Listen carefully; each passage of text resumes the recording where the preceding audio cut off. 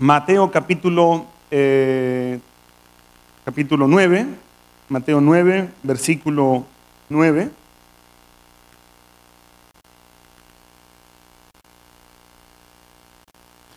Mateo 9, 9 dice así: pasando Jesús de allí, vio a un hombre llamado Mateo que estaba sentado al banco de los tributos públicos y le dijo: sígueme. Y se levantó y le siguió. Y aconteció que estando él sentado a la mesa en la casa, he aquí que muchos publicanos y pecadores que habían venido se sentaron juntamente a la mesa con Jesús y sus discípulos. Cuando vieron esto, los fariseos dijeron a los discípulos: ¿por qué come vuestro maestro con los publicanos y pecadores? Al oír esto, Jesús les dijo: los sanos no tienen necesidad de médico, sino los enfermos. Id pues y aprended lo que significa misericordia quiero y no sacrificio, porque no he venido a llamar a justos, sino a pecadores al arrepentimiento. Amén. Vamos a orar. Padre, guíanos, háblanos, muéstranos, Señor, oh Dios, tu palabra el día de hoy. Padre, habla a nuestros corazones, Señor, muéstranos, Señor, tu verdad, muéstranos tu camino, muéstranos lo que tú quieres decirnos, Señor, oh Dios, con este mensaje, Padre. Yo te pido por cada uno de mis hermanos aquí, Señor, yo te pido por sus familias, por sus hogares, Señor, oh Dios, por el reto, Señor, que tú vas a lanzar este día, Señor, a nuestras vidas, Padre, porque queremos, Señor, escuchar tu voz y obedecerla, Padre, en el nombre de tu Hijo Jesucristo. Amén. Hermanos, el Evangelio, a veces confundimos qué es el Evangelio. Cuando vamos a compartir el Evangelio, a veces decimos: es que Dios te ama. ¿Y eso es verdad o no es verdad? Es verdad, Dios nos ama, pero no es el Evangelio. No es el fruto, es la razón del Evangelio, pero no es el Evangelio, ¿verdad? A veces decimos, hablamos muchas cosas, ¿no?, para mencionar del Evangelio, pero el Evangelio es, ¿alguien me puede definir qué es el Evangelio? El Evangelio es la buena noticia. ¿Qué buena noticia? La buena noticia de que Cristo, de que Dios se encarnó, se hizo hombre para venir ¿a qué?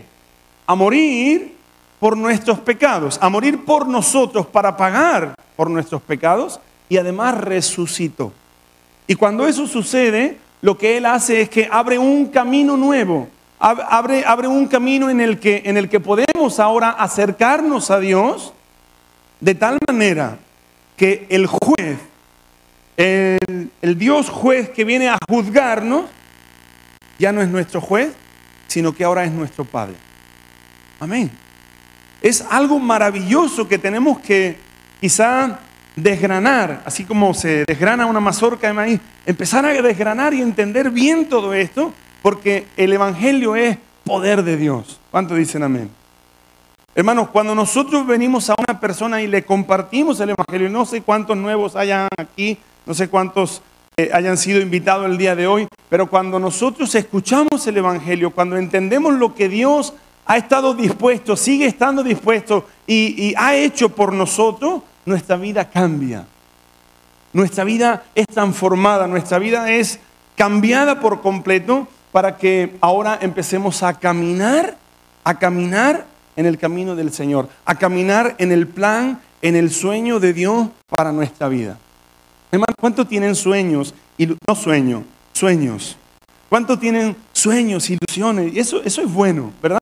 Eso es bueno, tener ilusiones, sueños, pero cuando esos sueños son nuestros, son de nuestra carne, hermano, estamos, ¿cómo les digo? Estamos empujando en contra de lo que Dios tiene para nosotros. Pero cuando nosotros venimos al Evangelio y podemos poner nuestros sueños a los pies del Señor y vemos que los sueños del Señor son mejores que nuestros sueños, hermano, y empezamos a buscar de la presencia, de la llenura del Espíritu, de la dirección del Espíritu Santo, para que Él nos guíe, para que podamos vivir lo que Él ha preparado para nosotros. Amén.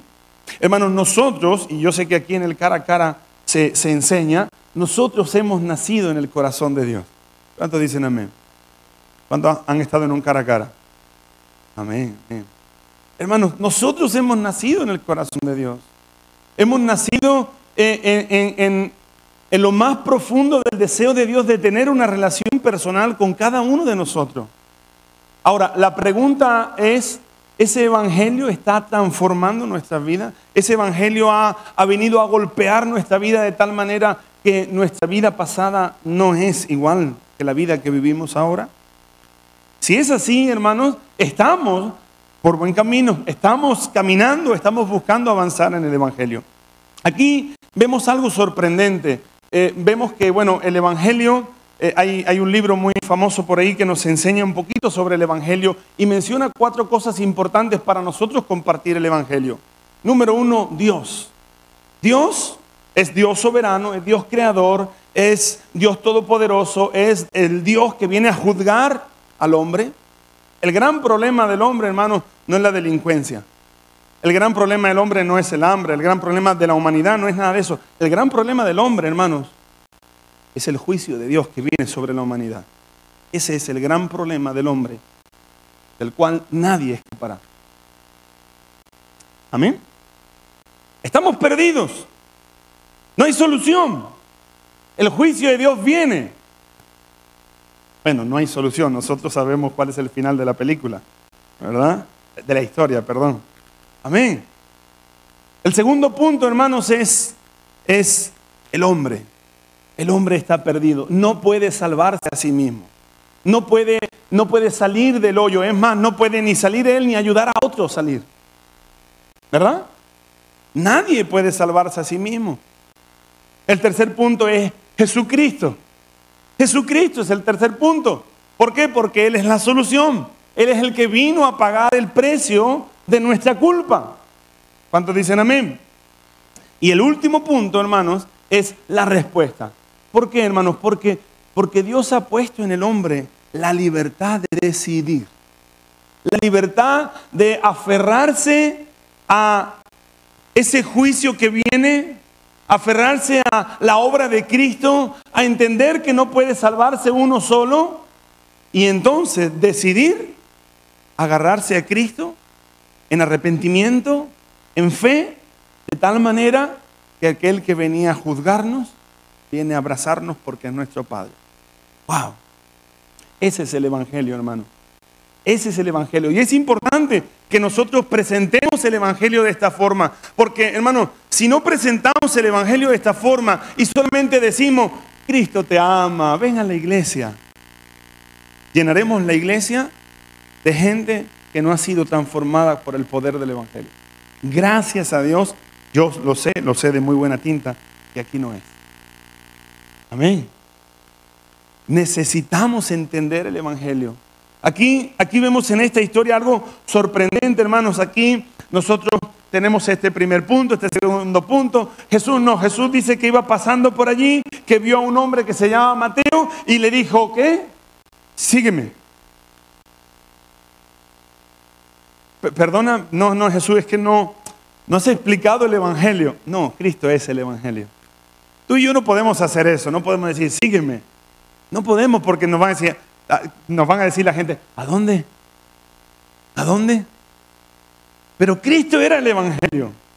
Cristo es el centro. Cristo es Dios. Cristo es el que venía a pagar el precio. Cristo sabía a lo que venía. Él dijo, nadie me quita la vida, yo la pongo. Amén.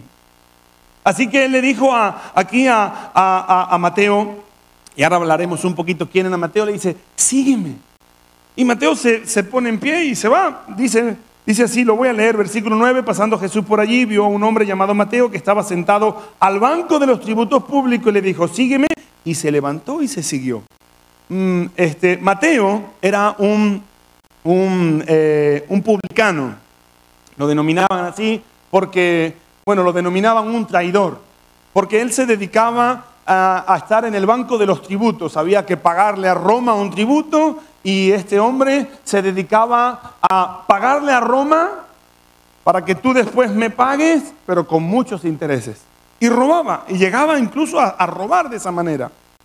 Así que Mateo, aún siendo judío, era considerado publicano, no no querían relacionarse con él, era despreciado, pero a él le daba igual, a él lo que le importaba era la lana, ¿verdad? No era regio, es que le gustaba la lana.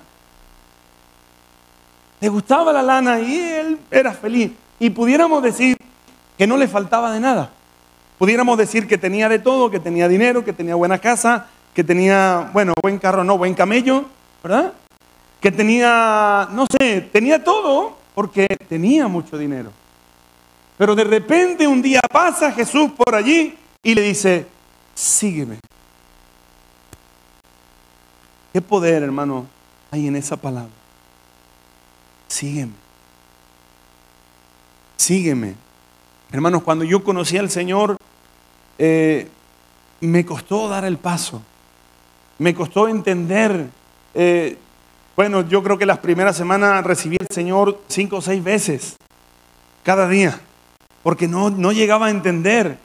Pero lo que estaba haciendo era darle permiso al Señor, darle el permiso al Señor. El Señor no necesita permiso, pero Él quiere el permiso. Él quiere que nosotros tomemos la decisión de seguirle. Jesús le dice aquí a Mateo, sígueme, y Mateo se puso en pie y le siguió. Así que, hermanos, vemos que el Evangelio es poder.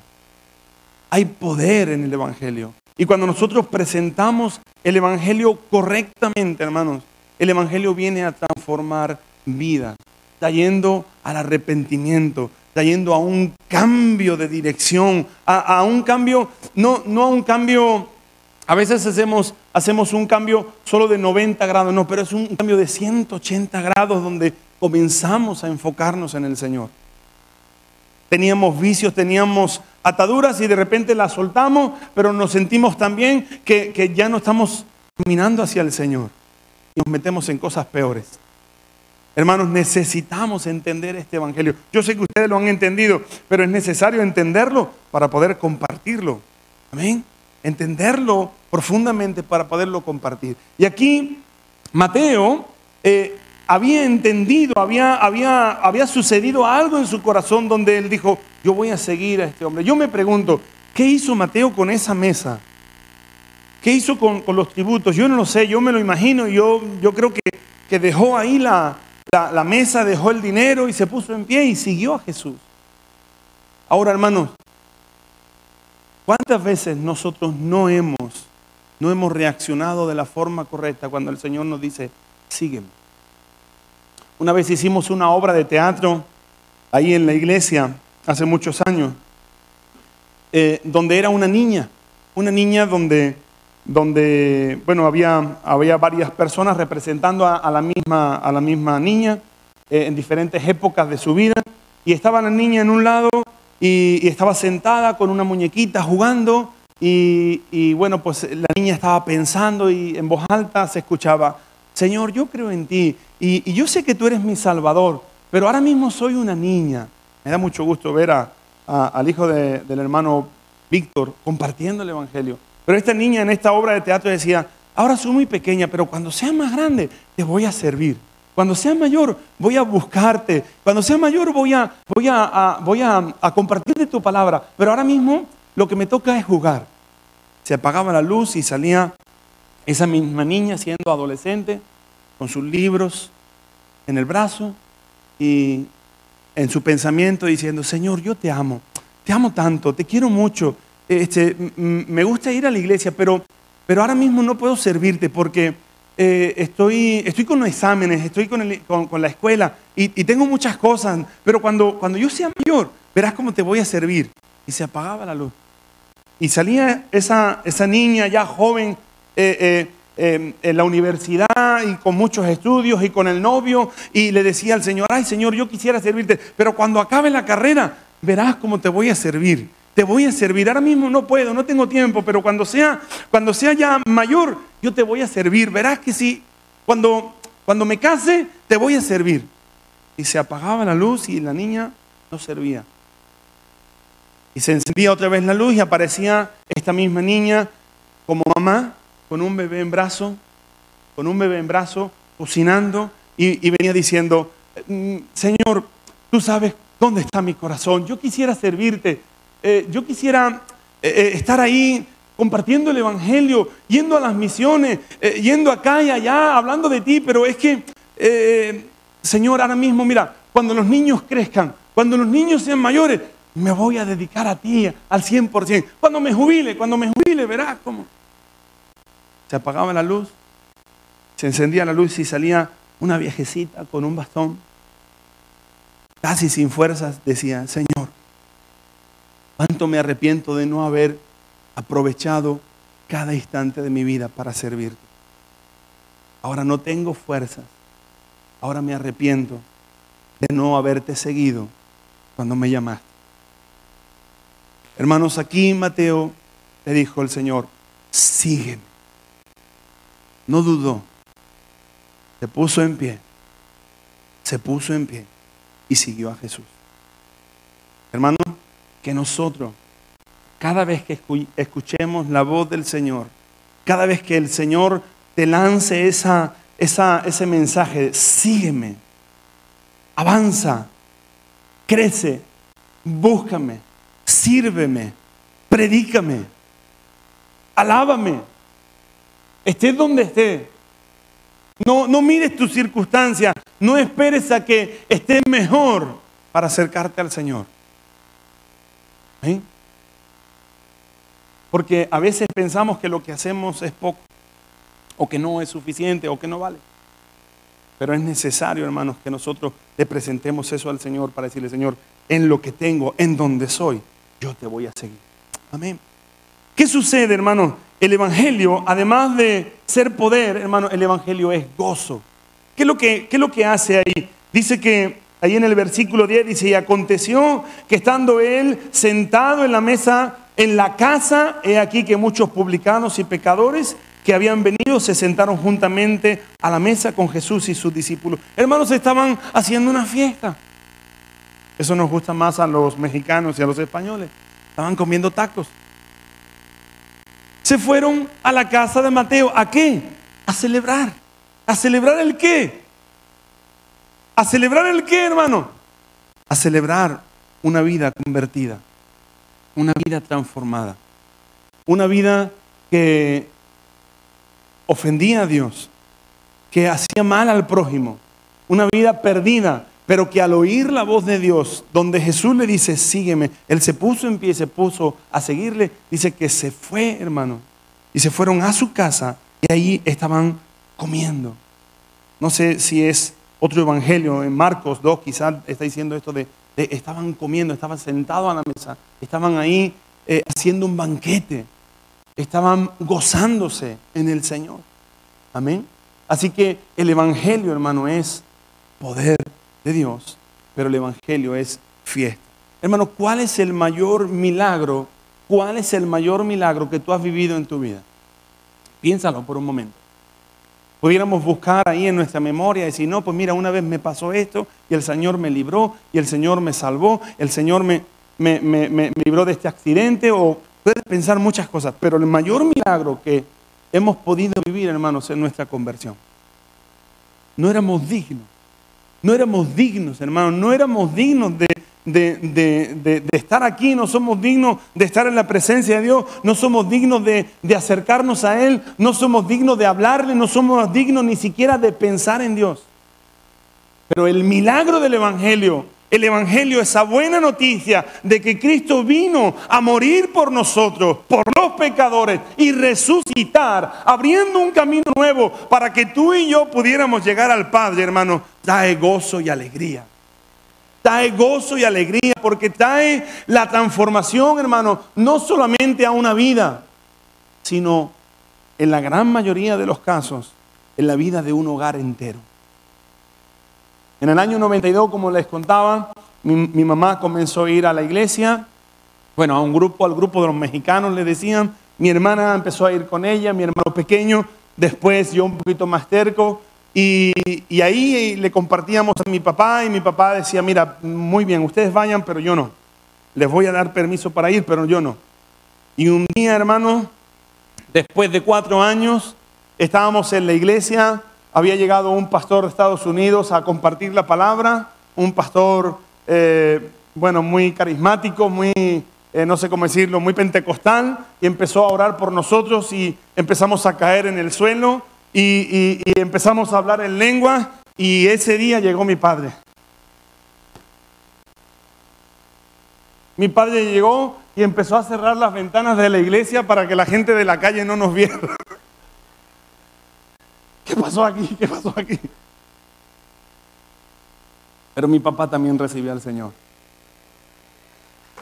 Porque el poder del Evangelio, cuando llega a tu vida, llega a tu casa, llega a tu hogar. Y tengo que decir, hermanos, que gracias a Dios mi papá ahí sigue sirviendo al Señor, mi mamá, mis hermanos están sirviendo al Señor. Mi hermano sirve en Inglaterra, en la oficina central de Operación Éxodo. No sé si alguien conoce el ministerio.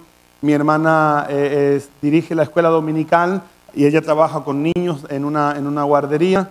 Y mi padre ahora está sirviendo en la escuela dominical también con niños. Y bueno, mi mamá ahí está en la iglesia, ¿no? Ella no está trabajando en nada de niños ni nada, pero ahí está fiel, hermanos. Y hay tías mías que se han convertido, mi abuelita recibió el Señor. Hermanos, el Evangelio es poder. Y hay una responsabilidad en nosotros. Hay una responsabilidad en nosotros de tener que decir, esto no me lo puedo callar. Esto tengo que sacarlo. Este gozo que yo tengo no me lo puedo quedar para mí. Tiene que ser para otros. Amén.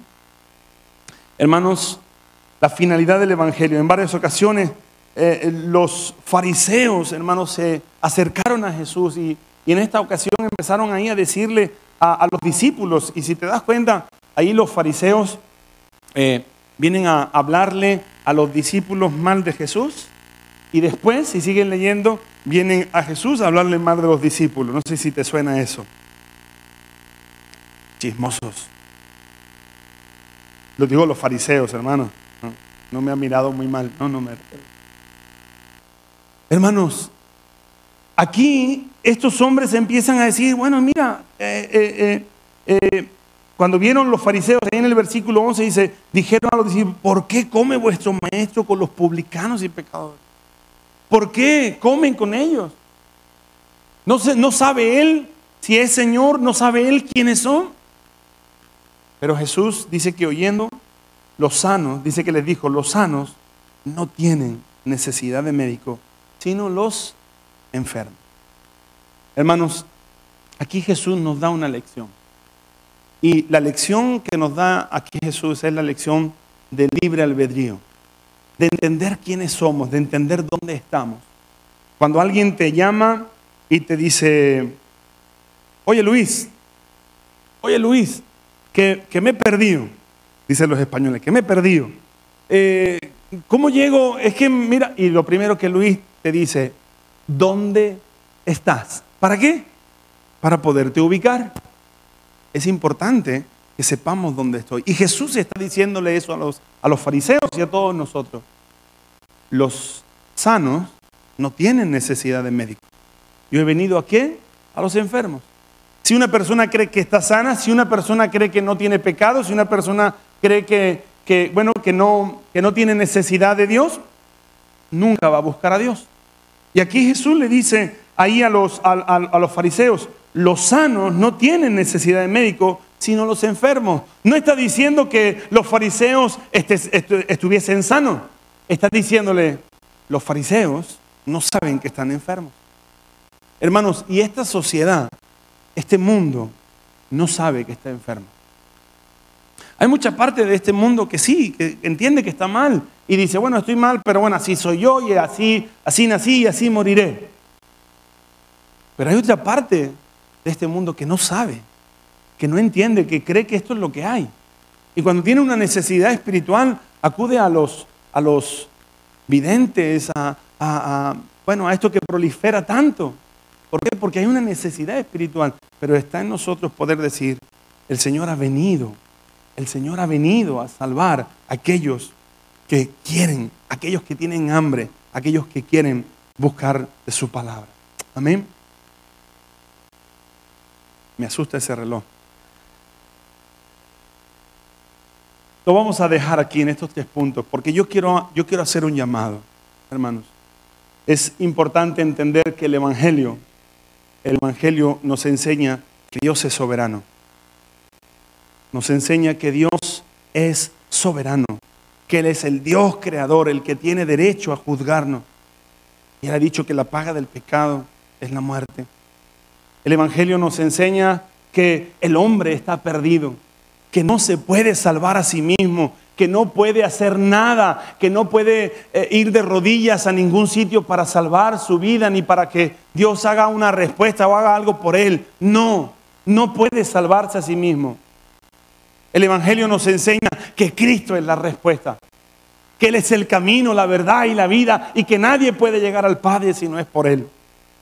El Evangelio nos enseña que tenemos que tomar una decisión, la decisión de arrepentirnos, de apartarnos de nuestros pecados con fe en la obra de Cristo Jesús. Amén. El Evangelio, hermanos, nos enseña que es poder, que quizás nosotros no podemos llegar diciendo, sígueme, pero sí podemos decir, ven, que te voy a enseñar a seguir al Maestro.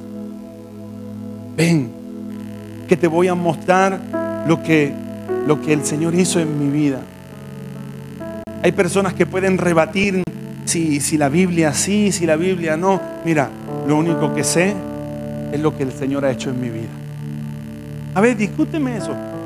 Rebáteme eso, lo que el Señor ha hecho en mi vida. A ver, dime que es mentira. Hubo una ocasión donde ahí los fariseos insistían a un ciego y le decían, pero ¿quién te hizo esto? ¿Quién te sanó? Y mira, yo no sé nada, lo que sé es que era ciego y ahora veo. Ese es el poder del Evangelio. Ese es el poder del Evangelio, hermanos. Hermanos, hay gozo en el cielo. Hay gozo en el cielo cuando un pecador como yo se arrepiente.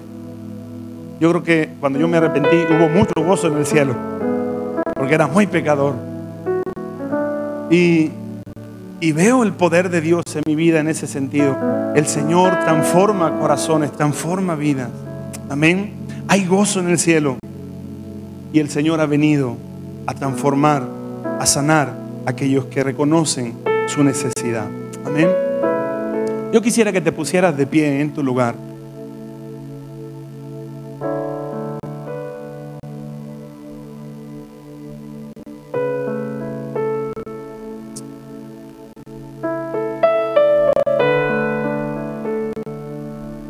Gracias, Señor. Gracias, Señor. Yo no sé si hay aquí alguien que ha venido por primera vez, o hay alguien que ha venido varias veces, pero no ha recibido a Cristo en su corazón. Hermanos, cuando nosotros reconocemos que Jesús es Dios, reconocemos que Jesús murió por nosotros, y queremos decirle que entre en nuestro corazón, que entre a nuestra vida, dice el Evangelio de Juan que Él nos da la potestad, nos da el derecho legal de ser hechos hijos de Dios. Yo fui confrontado con esta palabra porque yo dije, entonces, ¿cuánto tiempo he vivido pensando que era hijo de Dios y no lo era? Era una criatura de Dios, amado por Dios, pero no era un hijo de Dios. No estaba disfrutando de los beneficios de ser hijo de Dios, de los beneficios de ser un hijo del Rey. Así que, hermanos, amigos, hoy es el tiempo quizás de decirle al Señor, Señor, yo quiero recibirte en mi corazón. Yo quiero que tú entres en mi vida. Yo quiero que transformes mi casa, mi familia, mi hogar, mi corazón, todo mi ser.